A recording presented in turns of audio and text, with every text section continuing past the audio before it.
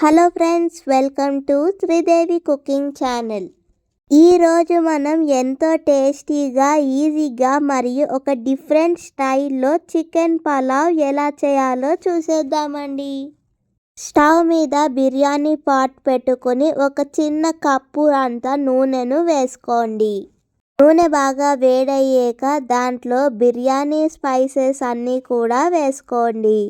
ఇలాచీలు, star పువ్వు, చెక్క, లవంగాలు, బిర్యానీ ఆకు, మిరియాలు, షాజీరా ఇవన్నీ కూడా వేసుకోండి. బిర్యానీ మసాలాలన్నీ కూడా కొద్దిగా వేగాక 2 మీడియం సైజ్ ఉల్లిపాయలను చిన్న చిన్న ముక్కలుగా చాప్ చేసుకుని వేసుకోండి. ఉల్లిపాయ ముక్కలు ఈ విధంగా దోర బంగారు రంగులోకి మారాక 2 టేబుల్ స్పూన్ల అల్లం వెల్లుల్లిపాయ పేస్ట్ని వేసుకోండి. అల్లం వెల్లుల్లిపాయ పేస్ట్ కూడా పచ్చివాసన అంతా పోయేంత వరకు బాగా కలుపుతూ వేయించుకోండి. అల్లం వెల్లుల్లిపాయ పేస్ట్ పచ్చివాసన పోయాక కొన్ని పచ్చిమిరపకాయ ముక్కలను వేసుకోండి. 2 మీడియం సైజ్ టమాటీలను కూడా చిన్న చిన్న ముక్కలుగా కట్ చేసుకుని వేసుకోండి. టమాటీ ముక్కలు కూడా బాగా ఉడికేంత వరకు కలుపుతూ ఉడికించుకోండి.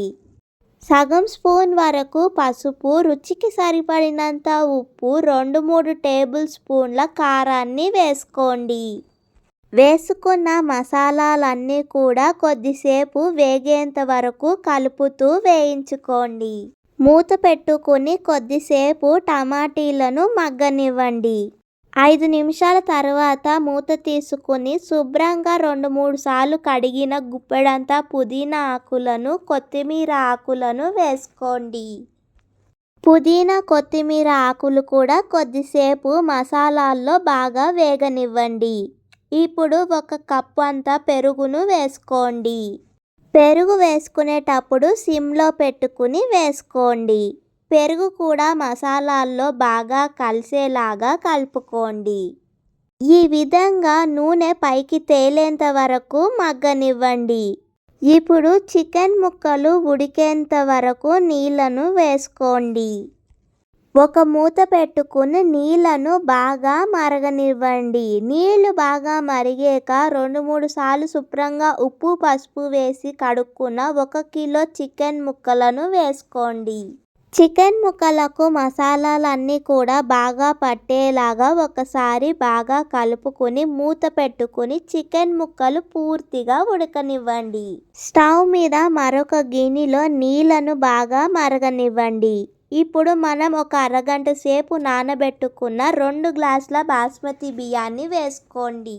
నీళ్లు ఉప్పగా ఉండేంత వరకు ఉప్పును కూడా వేసుకోండి. అన్నం అంతా మధ్య మధ్యలో బాగా కలుపుకుంటూ పూర్తిగా ఉడికాక దీన్ని ఒక జల్లెడలో వడగట్టుకుని ఉంచుకోండి.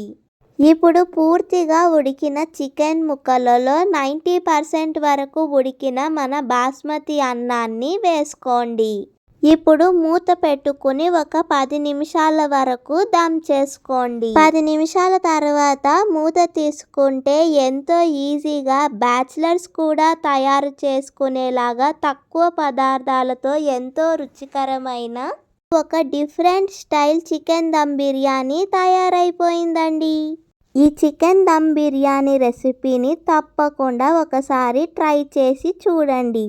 మీకు ఈ రెసిపీ కనుక నచ్చితే లైక్ చేయండి, షేర్ చేయండి.